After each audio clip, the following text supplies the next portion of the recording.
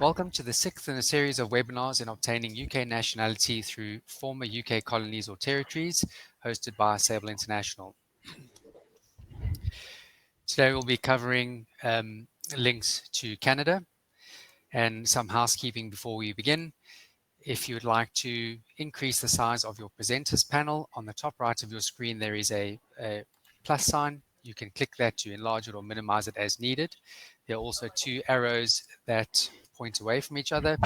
If you use that arrow, if you click on those arrows, it will make the presentation full screen and will give you a better view of what the presenters are talking about. We will be hosting a live Q&A session at the end of the presentation. I would like to ask you to please use a specific format when posting those questions. I have an example of how we'd like you to post those questions, please. It's your name, place and date of birth, your parents' place of birth, your maternal grandparents' place of birth, and then your paternal grandparents' place of birth. If you can put all the information in one comment before pushing enter, that would be helpful. It will get your question in one feed for us. We also have a poll, which is also found on the top right of your screen next to the chat function. If you click on polls, today we're looking to see what your closest link is to the UK. Please fill that in. You do have access to the answers. It'll be interesting to see what the results are. We do have quite a number of people that attend the session. I see the room's filling up nicely. During the Q&A, we will try to get to all the answers that are posted. We can't guarantee it though. We will tell you what you can do if we don't answer your question and where we can go from there. Just a little bit about Sable International for those of you that don't know. We have been in operation since 1995 with offices in Australia, South Africa, the UK, and a presence in Portugal. We have 6 core services that we specialize in and believe these services encompass vital aspects of our clients' needs that they have when investing or moving abroad. Those are citizenship and immigration, wealth management, accounting, cross-border tax, foreign exchange, and residency by investment. On to the presenters. My name is John Dunn. I'm the Sales Director of Sable International Citizenship and Immigration Department. We have Philip Gamble. Phil is a founder and senior partner at Sable. He trained with the Home Office within their Citizenship Directorate until 1992 and is widely regarded as the foremost authority in the world on British nationality law. We're then also joined by Michelle Patel. Michelle was born in Mombasa, Kenya, and relocated to the UK in 2004. Michelle joined Sable International in 2009 and is registered with the OISC. Michelle specializes in isolating claims to British nationality for those who have connections to former British territories. I'm going to hand you over to our presenters to start the presentation section of our webinar, and after we'll move to the Q&A. Paul, over to you.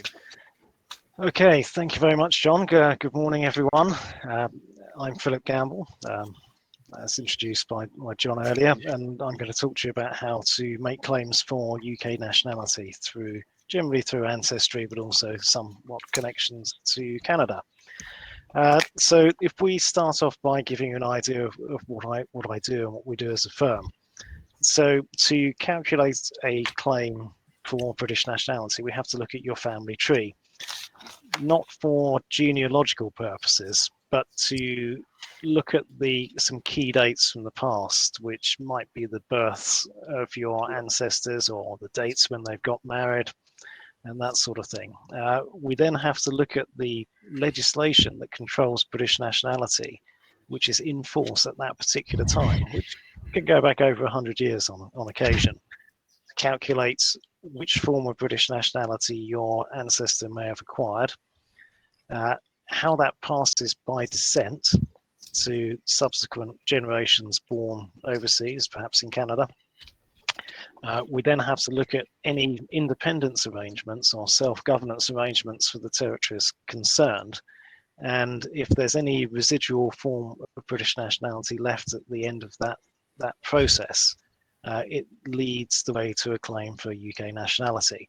And that's what we call a status trace as a whole. So that's looking at your family tree as a whole and tracing down to see what forms of nationality have come down by descent. So as you can see on the slide here, we've got a brief history of the status of Canada for British nationality purposes. So as you can see here, up until the 31st of December 1948, for British nationality purposes, Canada has the status of being within the Crown's dominion, as did all colonies of the UK and self-governing dominions, such as Canada.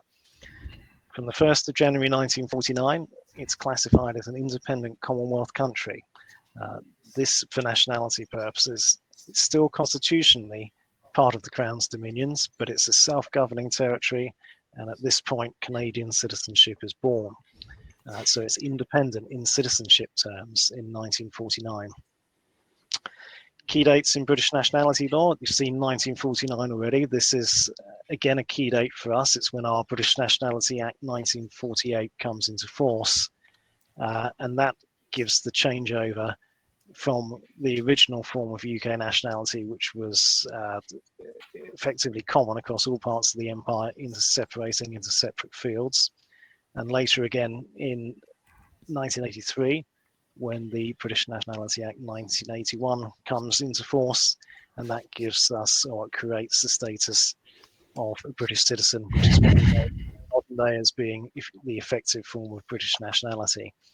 There are actually at least 6 different forms of British nationality in force at the moment, I should say, and each of those has different rights and responsibilities associated with it. So going on to some other basics in terms of nationality and citizenship as a whole. We talked about this key date in 1949. Before that point, everyone born in any dominion or colony of the British Empire is simply a British subject, and this is the form of British nationality available at the time. You can get that status by birth or by descent, as you can see with the second point here. However, come 1949, British subject status is replaced. It then becomes what we call citizenship of the UK and colonies, and Canadian citizenship is also born. This goes alongside Australian citizenship, South African, Southern Rhodesian, and a number of other countries. So it's really the larger of the old Commonwealth countries having their own form of citizenship from this point. So going on from there, you can see that rights to British nationality for people who are only connected with Canada must rely on you having a connection with another place, either a parent born in another UK colony or grandparent born in the UK perhaps. And lastly, as a general point, we just want to say that if any of you have ancestors that were born in the States, so let's say you have a grandparent born in the UK, a parent born in the States, and then you're born in Canada, there are other rules that we have to take account of as well to ensure that your ancestors haven't lost their status as a British subject by naturalizing as a US citizen before the next generation are born. So we just have to be a little careful, again, with those with the US or with a parent born in the US or a US national in the middle generations of your family tree. So those are a few basic points to consider when we're looking at Canada as a whole. Next up, when we look at the slides, we go on to actually showing how people qualify. So we start with the most straightforward, and here you've got citizenship by birth. So in terms of birth in the UK, or a full colony, not a self-governing dominion like Canada, that's going to give rise to British nationality pretty much automatically if you're born in the UK before the 1st of January 1983. So at that point, with very few exceptions aside, you will be British if you were born in the UK before that date and have subsequently emigrated to Canada. If you've become a Canadian citizen in the meantime, it makes no difference. You'll still be able to claim British nationality by birth. If you're born in the UK after the 1st 31st of December 82, so the 1st of January 83, then other criteria apply. You simply don't get nationality by being born just in the UK from that point onwards. You have to have your parents who's either a British citizen or a parent who's holding a full immigration status or permanent status, which we call indefinite leave over here.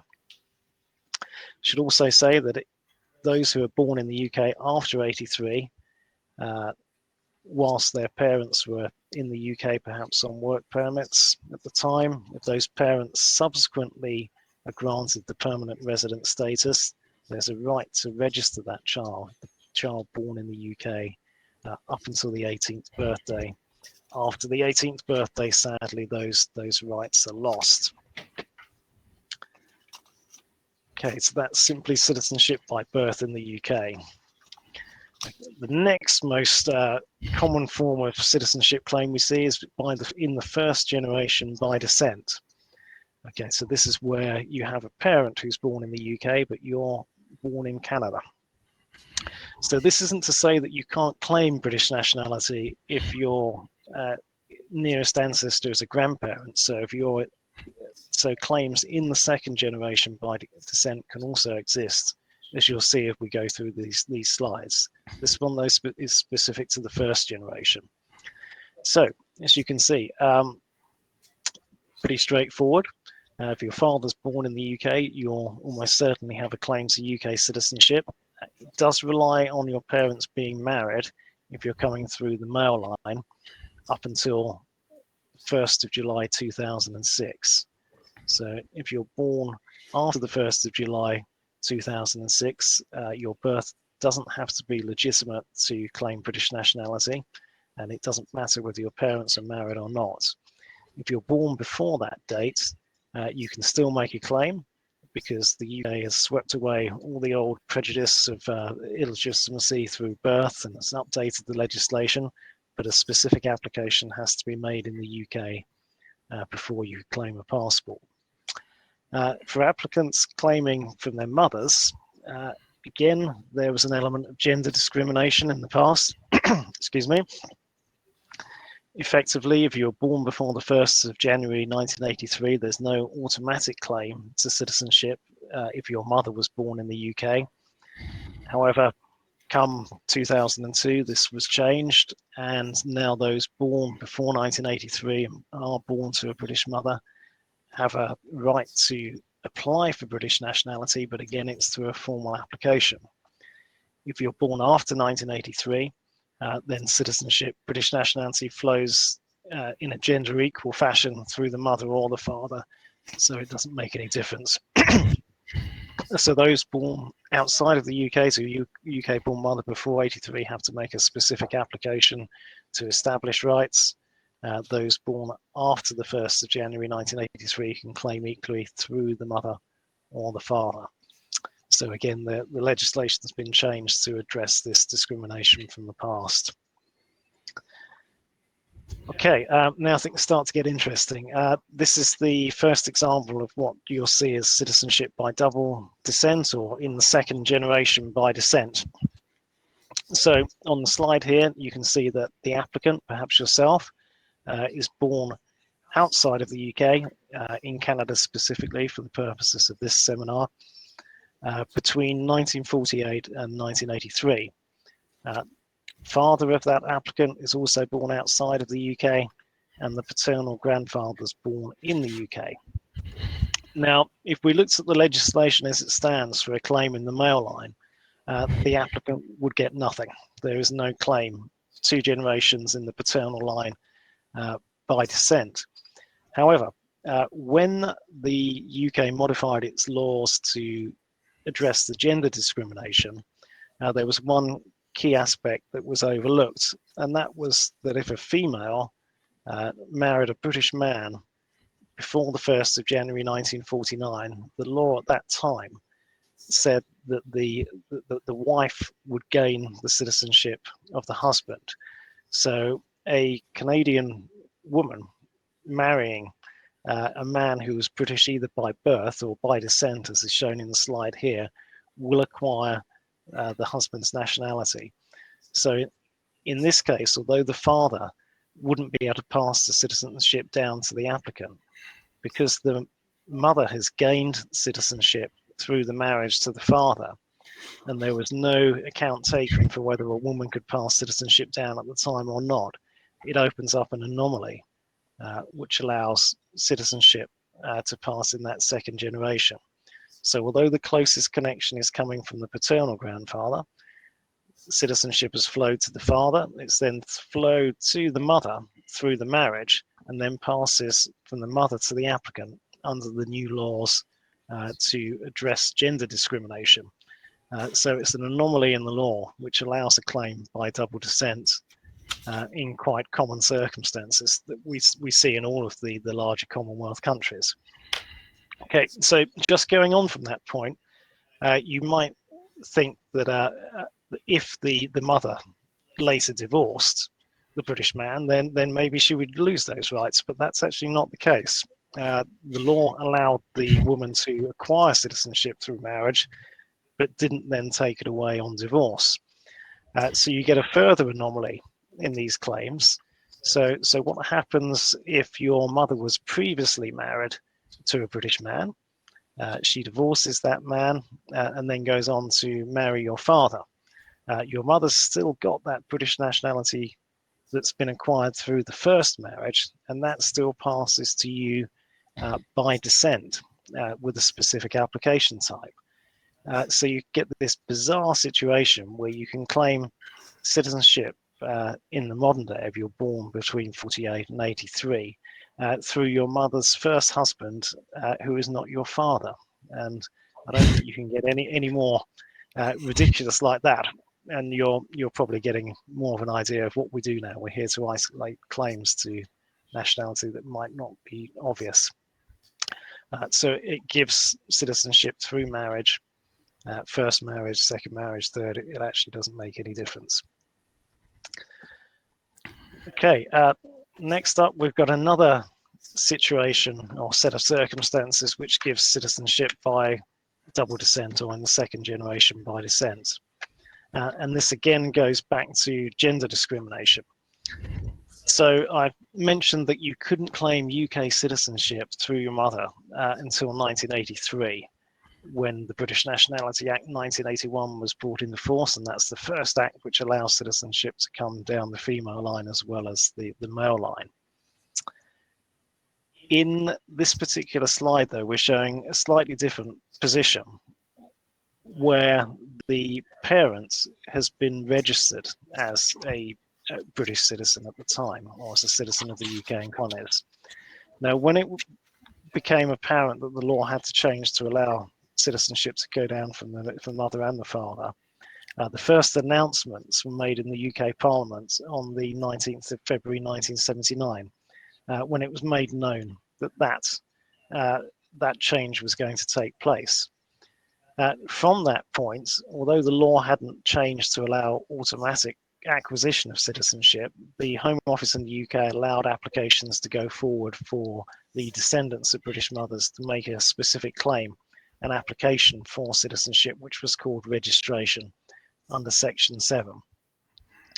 So if your grandmother was born in the UK and you've got a parent born in Canada, and your grandparents took advantage of this concessionary application between 1979 and 1982 called registration.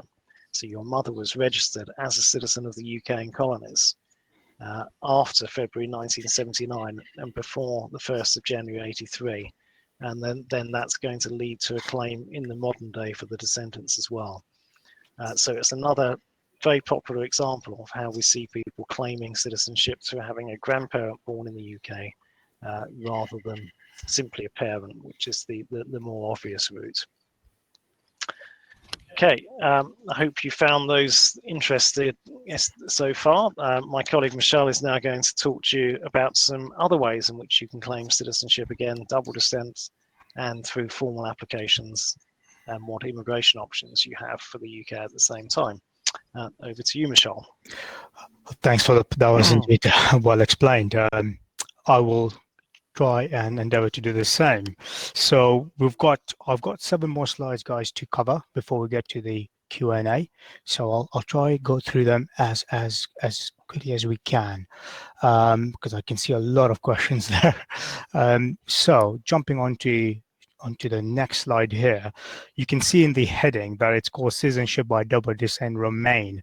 Just a quick explanation on what that Remain stands for. The Remain actually stands for the person or the surname of the person who actually took the Home Office to court in sort of early 2018. And the what's equivalent of Supreme Court here in the UK decided to grant in her favor. And that's led to the scenario you see in front of you on this slide. So here we have an applicant born in a foreign country, and you'll see foreign country there in inverted commas because a foreign country specifically is a country that's not within the Commonwealth or part of the UK at the time. Again, the applicant has to be born between those two dates. Now you can see we're not looking at the paternal side here. We're looking at a claim through the maternal side, and specifically where the mother herself was British at the time the applicant was born in this foreign country. Because the basis of the judgment and the basis of Mrs. Romain taking the UK Home Office to court was that indeed her mother was British when she was born in the USA, a foreign country, but her mother was turned away at the British consulate when the mother did try and register her birth at the British consulate, which we know had the father tried to do the same thing, i.e. reverse this family tree, and the father is British by descent, then the applicant here would be a British citizen through their birth being registered at the British consulate.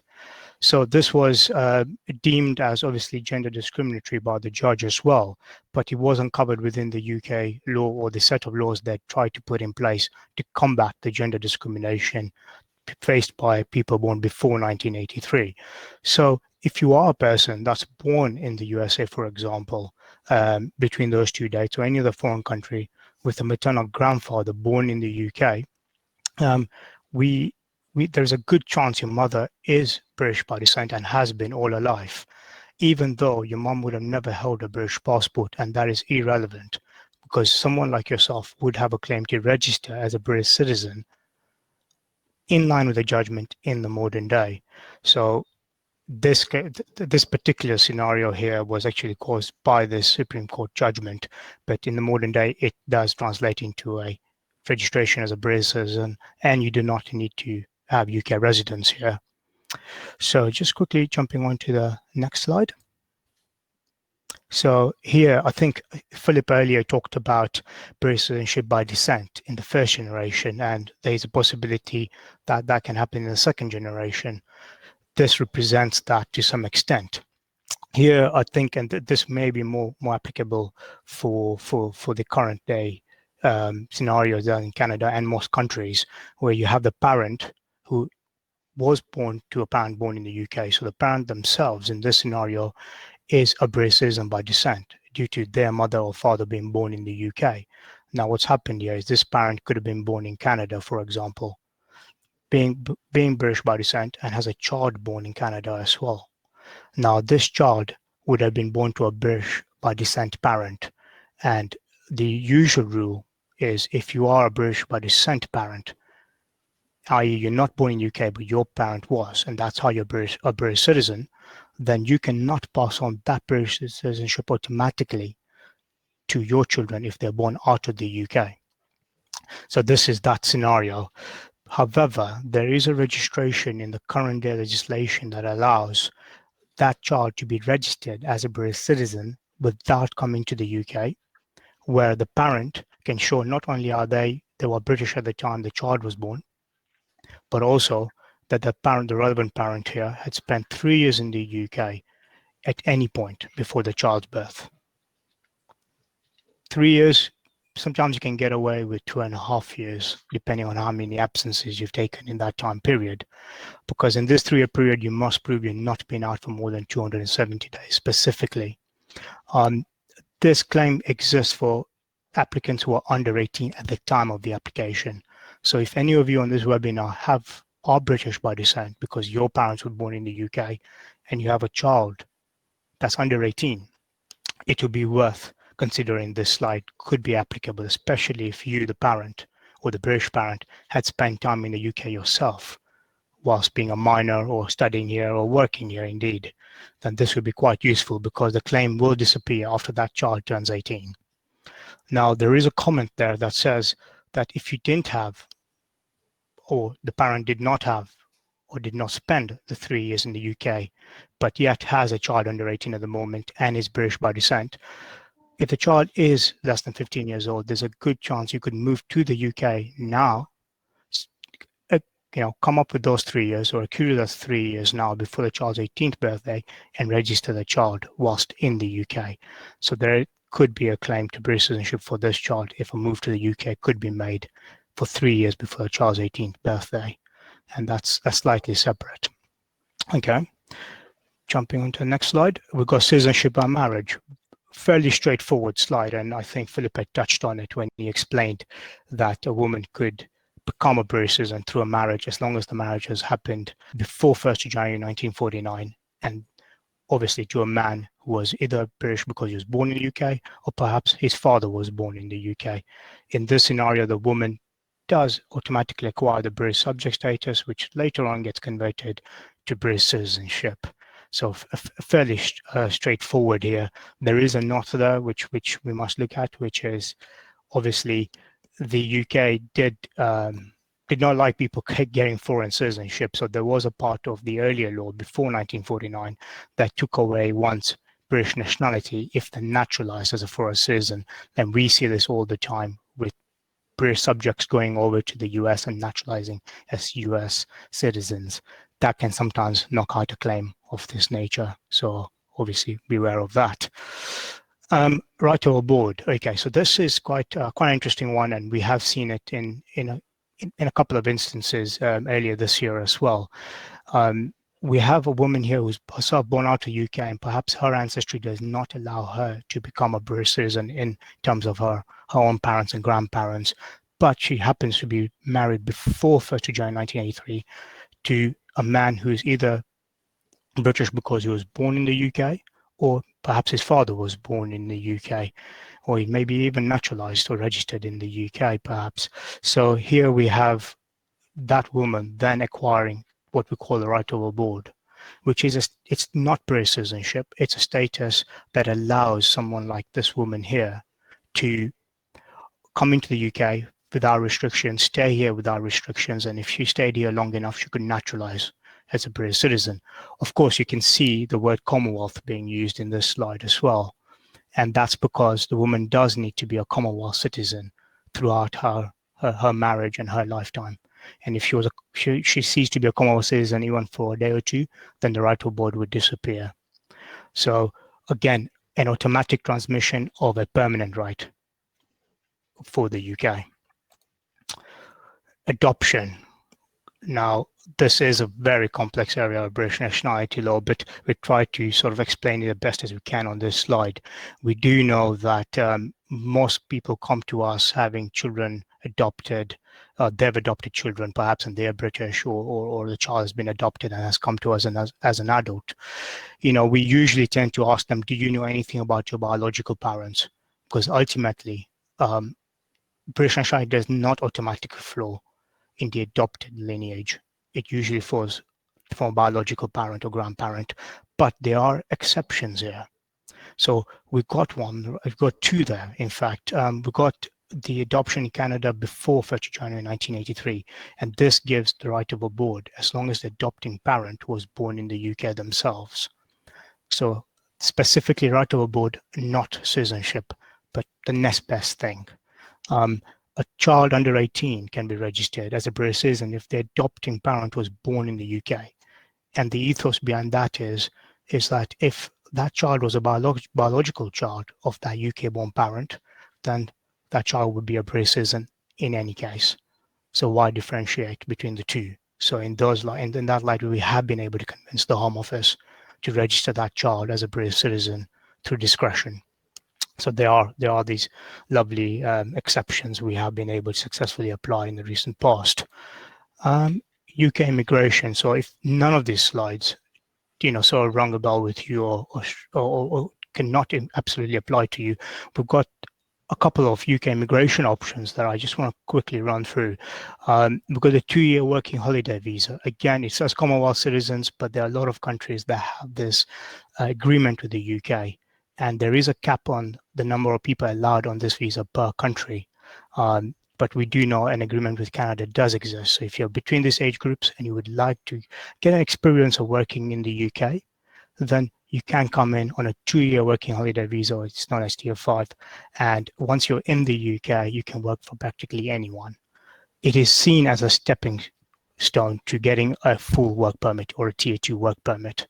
So if you manage to come into the UK on this visa, you work for someone that's got a Tier 2 or sponsorship license, and if they wish to continue your employment or continue employing you in the UK, you can ask them to sponsor you under the work permit scheme.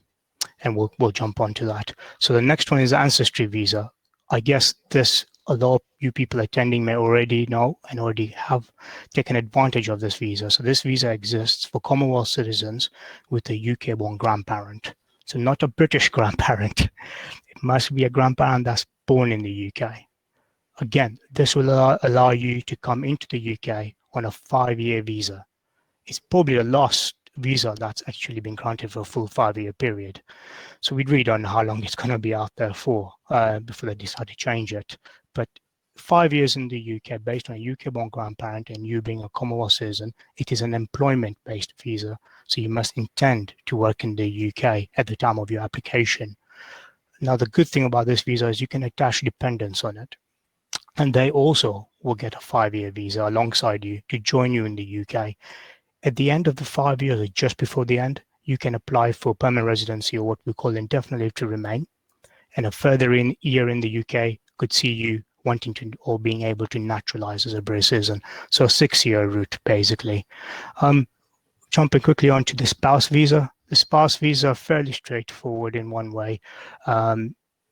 It exists on 2 different domains. You can have either you are married to a British citizen and wish to relocate to the UK, or you can be an unmarried partner as well. The similar rules will apply. So where you're cohabiting for 2 years with a British citizen. Both these categories will lead you to get a spouse visa. And the spouse visa would initially is granted for 33 months. So not a full 5-year period like the ancestry visa. And you would have to show that your sponsor or your British citizen is earning a minimum of £18,600 per annum. Other ways around it, but we won't get into this at this stage. But if you are successful and you do come into the UK, again, you got full employment, right? So you can work for anyone, and so can your dependent or any other children you have alongside you. Now, we obviously know that at the end of the 33 months, you'll have to extend that for a further 30 months. That should take you up to a 60-month period, 5 years. At that stage, again, you can apply for your indefinite to remain. And because you're married to a British citizen, you could naturalize the day after you get your indefinite leave to remain. You do not need to wait a further year. So considerably a little bit of a smaller route to British citizenship. Work permit. So we touched on that earlier. If you happen to want to come into the UK based on working for a UK-based company, then they need a sponsorship license. And if they have one, they can sponsor you under what we call a Tier 2 visa. So once you get your Tier 2 visa, which is basically the work permit, you can come into the UK, live a full 5-year period, and you are attached to the person who sponsored you. If you decide to change your employers, that's absolutely fine. You can change your employers within the UK and yet have the intact 5-year period, at the end of which you can apply for indefinite to remain and then look forward to naturalization. Now, quickly, the Tier 2 work permit, obviously, in its current state, it's somewhat not that attractive for UK employers, and I guess it was designed to be that, because a UK employer would have to advertise a post locally in the UK, show that they try to recruit locally, and having failed to do that, need someone from out of the UK or the EU. But with Brexit looming, yes, I use the word Brexit, but with Brexit looming and us leaving the EU, the UK have taken a slightly sort of easier stance as of next year when the rules will change. And they have decided to do away with their requirement for UK employers to show that they try to recruit locally. And in fact, the resident labour market test, as it's called, no longer will apply from the 1st of January 2021. So we find that it's a good opportunity for a lot of people who would have struggled in the past to get onto a sponsorship route to now come in as of next year, when the rules are going to be a bit more relaxed and easier to meet for employers as well. So that basically covers the sort of main immigration routes one can use if none of these slides to British citizenship apply. Lastly, and I know this is slightly different from what we usually talk about, but Irish nationality. And some of you may have Irish parents or grandparents. So quickly jumping on those three routes. By descent, fairly straightforward, but to note, you can have a parent born in Ireland or Northern Ireland. So just a parent born in Northern Ireland or Northern Ireland or Ireland would be sufficient. And your parents, obviously, you need the birth to be legitimate for that to apply, or for the Irish citizenship to flow down. Double descent, now the Irish are a little bit more easier going when issuing nationality, clearly, because again, here you just need a grandparent born in Ireland or Northern Ireland, with every subsequent generation born legitimately, of course.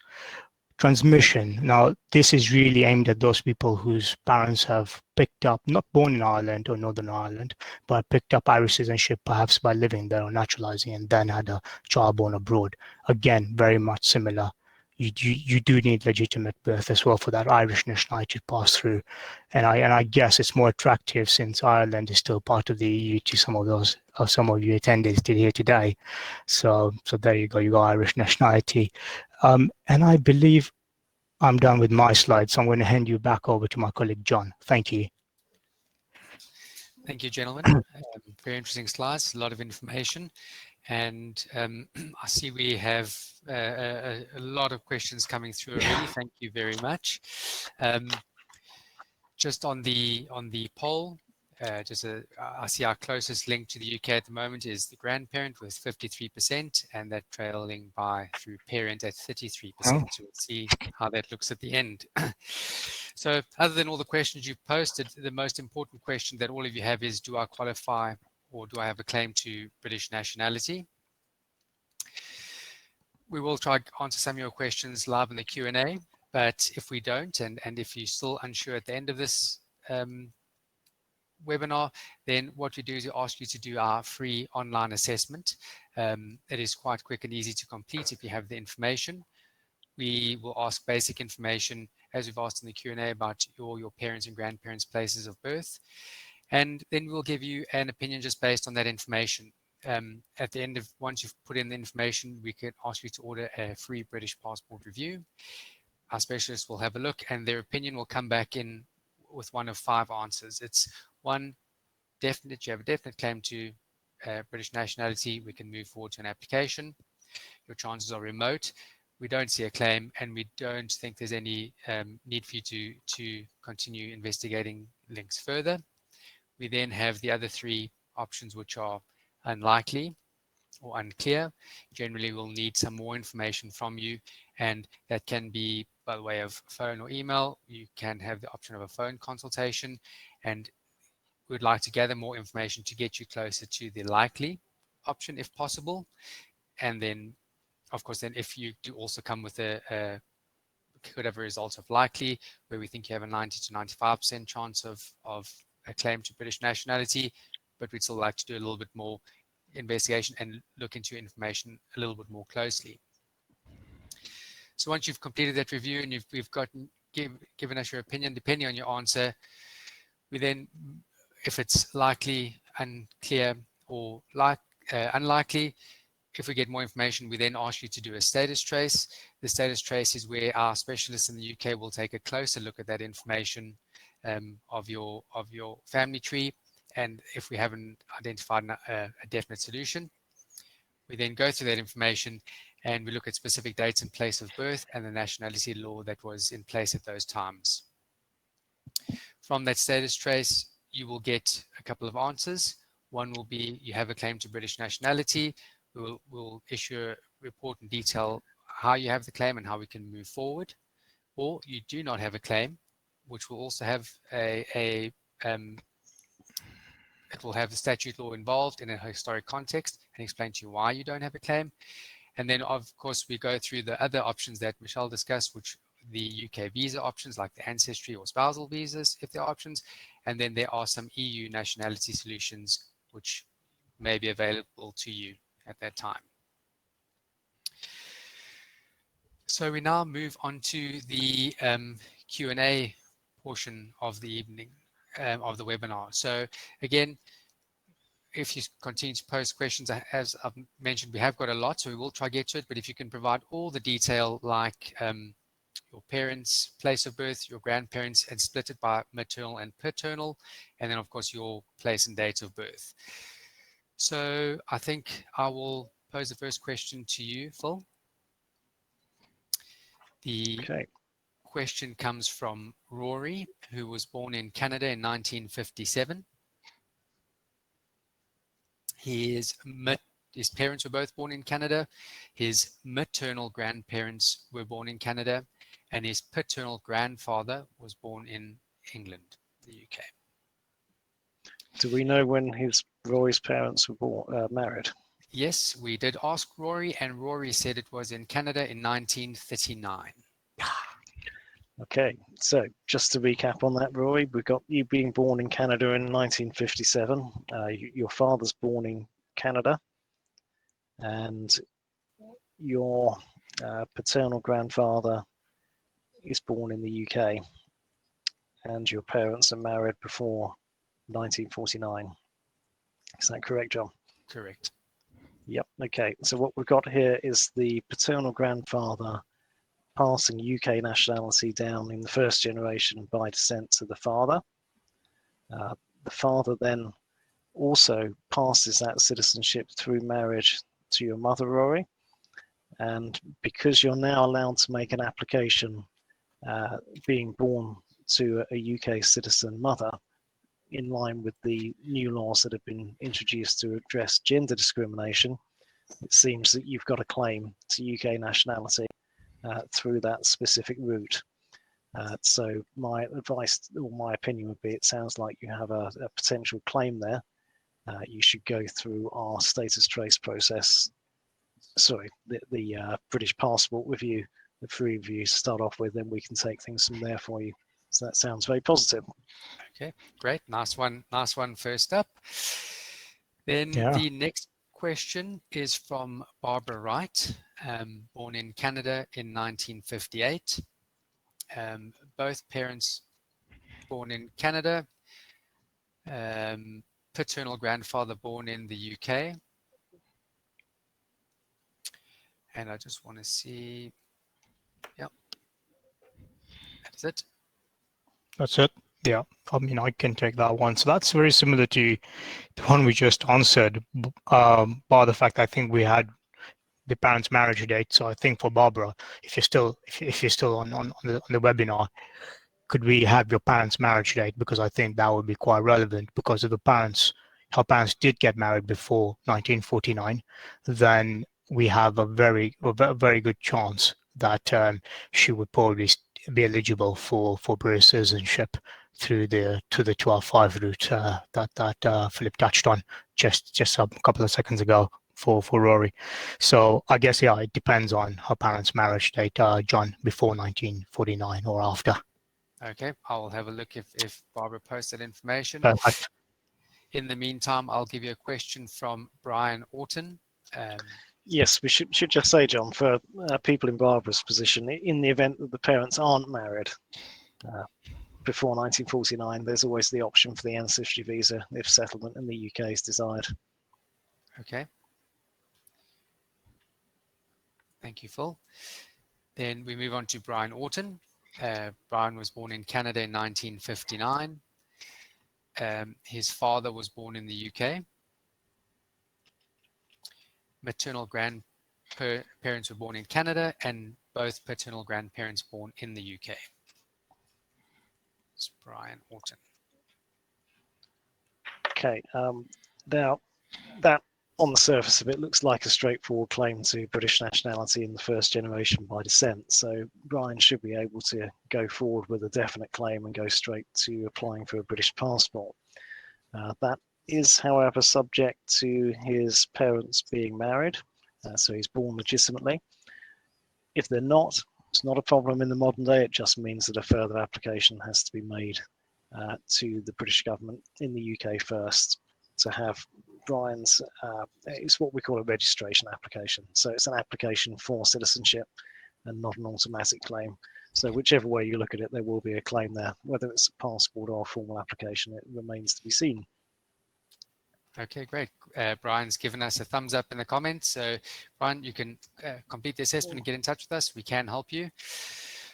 I'm not going to give you a family tree. It's just a question from John here, which I suppose could possibly be asked by a number of people here. But his question is simply: if I obtain British nationality, do I lose my Canadian citizenship? Ooh. Some advice or something to say there to John. I mean, I don't know. Phil can probably correct me if I'm wrong, but I don't think there's a dual nationality issue in Canada at the moment. So I think acquisition of British citizenship in the modern day would probably not lead to the loss of Canadian citizenship. Phil, sorry, do you have anything to add there? Yes, it certainly was an issue up until the Canadian Citizenship Act of 1977, but now it's absolutely fine. Canada is a friendly country, after all. So no issues there whatsoever. Okay, there you go, John. Great, thank you. That does help. John, there you goes, answer for you. All right, the next question is from Jennifer. Okay, so it's both her parents and grandparents were born in England, and she was born in Canada before 1983. Then she asked there, for the passport, is it a requirement to have a non-family UK citizen confirm her identity? Right. I think. Do you want me to answer that? Yeah. Well, go ahead, Phil. Yeah. Yeah. I mean, identity can be a problem with UK passport applications. It's not so much of a problem with Canada because the birth registration is very accurate over there and there's good records kept. You do need to have a referee though. That person, if you're living outside of the UK, if you're living in Canada now, which I suspect you are, doesn't necessarily need to be a UK citizen. They can be a Commonwealth citizen, which also obviously includes all Canadians, so people locally to you. And ideally, they should be a graduate or a member of a professional organisation. But the referee does not necessarily have to be a UK citizen now. Okay, thank you, Phil. I have a question from Paul, and I know you touched on adoption, Phil. But Paul has said he was born in Canada in '64. His parents were born in Canada. His paternal grandparents were from the UK, and he says his mother was adopted. So he doesn't know where she was born, and does that have any effect? I'll try and get that one for Paul. So it's not that Paul was adopted. I think you said his mother was adopted. Correct. Right. Okay. Just touching on his sort of paternal line, just quickly, because if that is his biological line, it's worth noting that if his parents married before 1949, there could be something here for Paul, but that adoption for his mom would not probably give him any rights unless he's, say, for example, his biological mom was born in the UK, for example. So I'm assuming here his adoptive mom is born in Canada, and we may not have the details of the biological mom, who could be very well born in the UK. But if his biological mom was born in Canada as well, then it is worth for Paul to find out when his parents got married, because if that's happened for some reason before 1949, that could be something worth looking at. Could be a registration pending there for Paul. That could be possible. But that adoption of his mom, even if his mom did get adopted by a UK-born person, I don't think would give him any rights. Nevertheless, look, Paul always can come into the UK for settlement based on the ancestry visa, And you can even do that through the adoptive line. Okay, great. All right. Yes, some options there for Paul. Paul, please get in touch and we can assist. The next question is from another John, a couple of them on line tonight. John Braybook, sorry. John was born in Canada in 1963. His parents were in, his father was born in Canada. His mother was born in Scotland. His maternal grandparents were born in the UK and his paternal grandparents were born in Canada. His parents Okay, John. were married in 1958. Okay.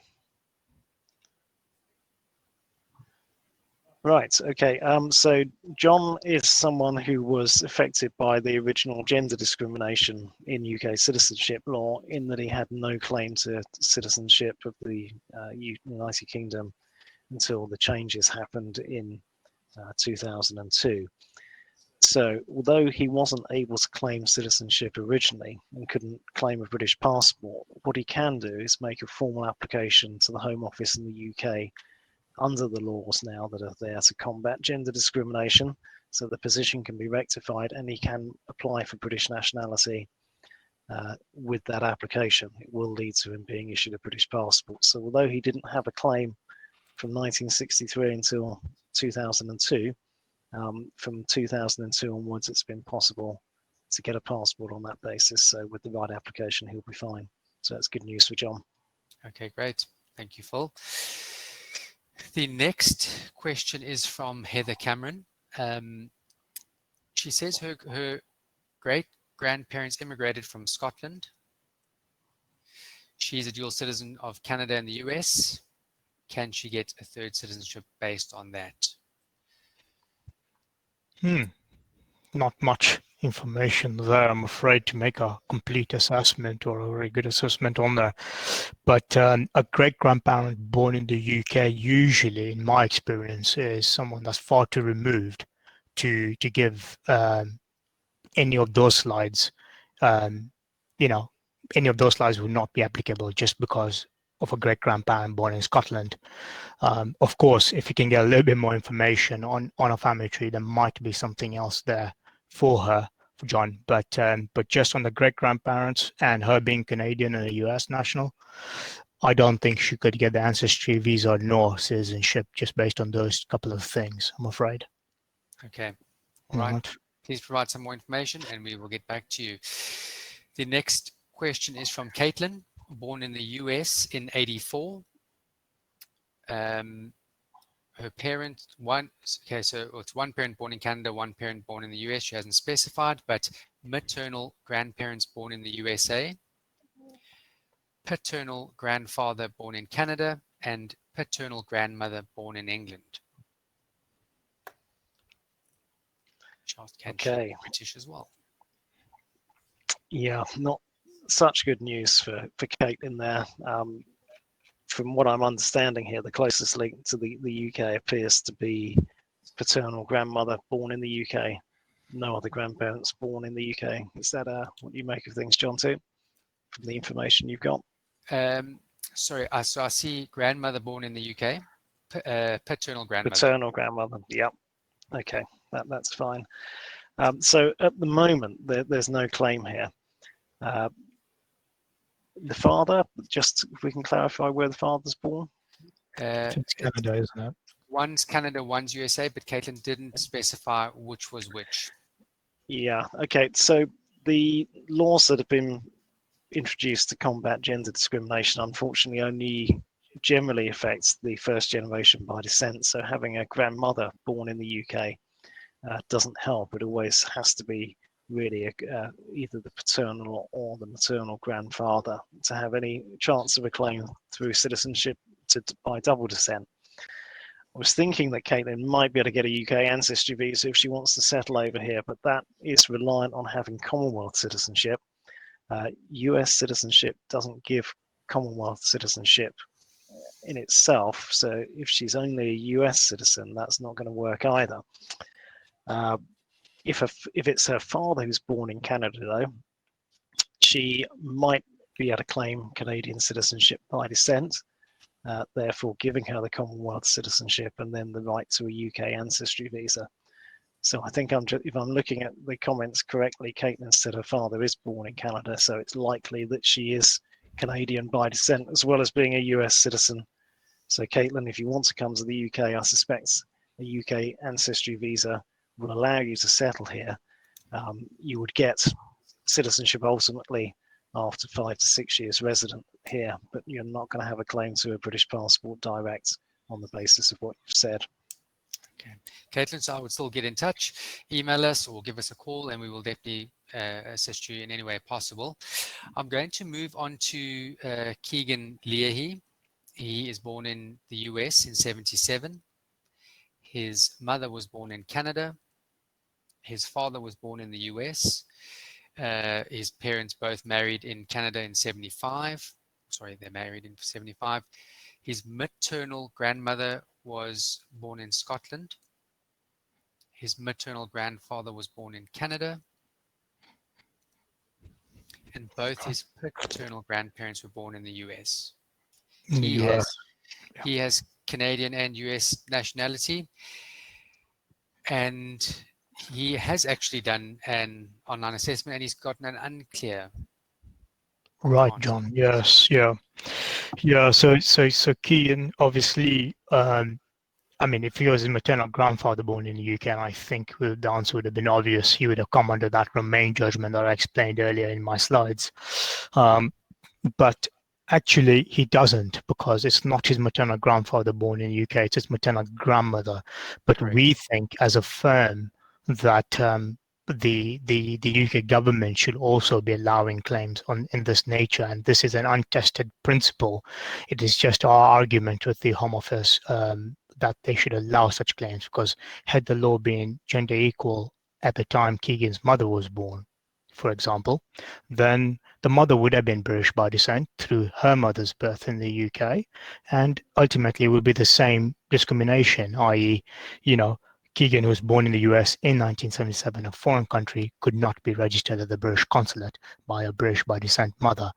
But at the moment, there doesn't seem to be an appetite for the Home Office to change their view, even in line with a recent judgment in 2018. So I think for Keegan, she must keep in touch with us. I don't think she needs to buy into Australia Stray service at the moment, but as long as she keeps in touch with us and keeps her email address valid with us on our records, then we will reach out to her when we've got we'll build some ground with the Home Office and they're accepting certain claims of this nature.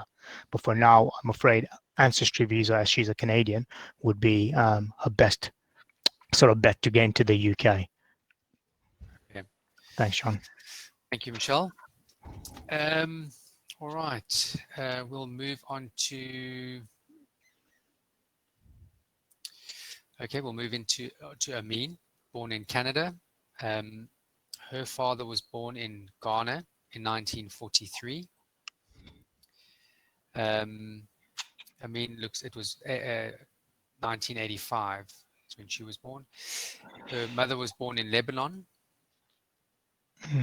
And okay, no UK. She says her mother holds British citizenship, and her father's grandparents were all born in Lebanon. It is a strange combination, so I thought we'd test the waters there. Yeah, that's interesting. It's not actually that strange to see family trees of that nature. There are people who have links to Lebanon and indeed Ghana who have claims to secondary forms of British nationality, which are usually called British overseas citizenship or British protection. Claims to that type of thing through those countries wouldn't automatically lead to a person born in 1985 being able to qualify. I can't say that for certain because there's not enough information here to determine exactly how the mum has acquired citizenship. But the typical route would be through the mum originally being what we call a British overseas citizen and upgrading potentially to full citizenship at some point in the past. So for what I'm seeing, there's no UK born ancestor here.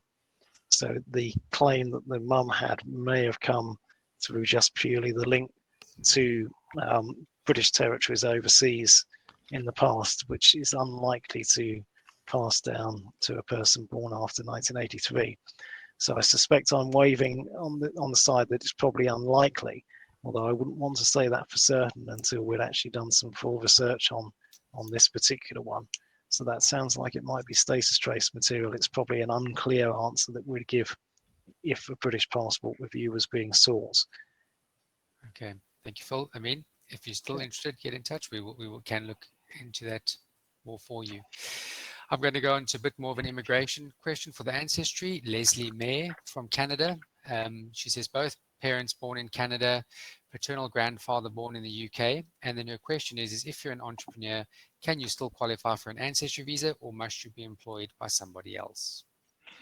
Yeah, I mean, absolutely. The ancestry visa is not based on the skill set or the education set one has. It's actually just based on two main things. One, do you have a grandparent born in UK, which Leslie does, and second, is this person, the applicant, a Commonwealth citizen at the time of the application, which Leslie would be if they were a Canadian citizen. So absolutely can go ahead on the ancestry route, even though that person's entrepreneur and does not need a employer in the UK to sponsor the applicant here. Phil? No, we should just say that the ancestry visa does have another requirement where you do have to intend to work in some way in the UK. So I think the question might be surrounding what are you able to do any type of work, and if it's being an entrepreneur and being self-employed, is that okay? And the answer is absolutely yes. That's fine. That still counts as employment. Thank you for clarifying that, Phil. Yes. Okay, dokie. Thank you, gents. Then we've got adoption in Northern Ireland. So it's Catherine from Toronto, born in 1963. She says both her adoptive parents were born in Northern Ireland, all adoptive grandparents born in Northern Ireland. And then she says unknown whether her parents have registered adoption prior to the age of 18. Interesting. Well, Catherine, we should say, first of all, that again, you can claim the ancestry visa through adoptive parents as well as birth parents. So you've certainly got that as an option to fall back on, if nothing else. I'm assuming the adoption's taken place in Canada and not the UK, though. And if that's the case, that's not going to give you any direct claim to British nationality, but it could give you a claim to that status we call the right of abode, which is simply being a Commonwealth citizen adopted by a person who's British by birth. And of course, Northern Ireland comes under that category. So you could have a claim to the right of abode. And just to recap, that right of abode status is really the next best thing to being a British citizen. You don't have to apply for visas to stay and work in the UK. It's just one endorsement that goes in your Canadian passport and gives you the right to enter the UK straight away. You even come down the channel for British citizens. You don't come down at the airport, so you don't have to queue up. So it's a great status to have, and it's with you for life. In fact, the only way that the right of abode could be lost would be if the country of origin withdraws from the Commonwealth, and with Canada, there's not too much chance of that happening. So it's good for the right of abode. Second to that would be ancestry if the right of abode wasn't possible. No direct claim to UK citizenship, though, based on an adoption in Canada. Okay. Unless you're under 18, which you're not. Thank you, Phil. Lots of options there again. We have gone over our hour session, but gents, if you don't mind, we have so many questions. We'll carry on for another 10 minutes. Fine by me. Okay, I'm going to go. The question is from Frank Gorman, born in the US in 1946. His mother was born in Canada. His father was born in the US. His maternal grandparent, both born in the UK. His paternal grandparents were born in Poland. So his two questions are, can I retain full US citizenship privileges if he applies, and what benefits to me for you? So what benefits does he get for UK citizenship? Well, I think to answer the first question, I for certain cannot sort of advise on US citizenship, but what I do know about US citizenship is that they do allow dual nationality. So if you are to become a British citizen, which we'll get to in a minute, I don't think he'll suffer the automatic loss of his US nationality. Now, in terms of advantages and disadvantages, obviously, I'm not entirely too certain what implications that would have for himself in terms of his stay there and all that. What I can say about UK nationality or British nationality here is him being born in 1946 with those grandparents born in the UK. Usually, we would say that there would be something that would pass on, but because of him being born pre-49, I'm not entirely too certain here that he would have a claim through his mom. Phil, do you have anything to add? Because I know you've looked into the pre-49 era of those born in foreign countries to a UK-born grandfather. Similar to Yeah, that yeah. judgment? This it's not to do with the judgment. Actually, Mm. it's to do with the laws to combat gender discrimination. So in this situation, that we know that the mother is going to acquire citizenship. Right. Yeah. So she will become a citizen of the UK and colonies. Again, Frank being born in the 1940s isn't helpful. Yeah. So I'm wondering if there's any way that the original subject status could have come down 2 generations by descent, and because the mother's born in Canada, maybe it could have done. Yeah. So I think it's worth looking into, Frank, isn't it? I mean, for Frank. yeah, it's worth further examination for sure, because Frank isn't going to become a potential citizen of Canada Correct. in 1949. Correct. So in my view, he could be a British subject, and he could have become a what we call a 12-4 citizen Correct. of the UK and colonies, Frank. So I think you got some scope there. I'm not going to say definitely yes or no because Same. it's a rather complex As you area. can tell, it's really, yeah, it is slightly complex, even for someone like myself. So, Frank, I think, yeah, we would love to get stuck into your family tree and find out whether you have a claim if you allow us to. So please get Yeah. in touch with us. That would be quite a new one. Okay.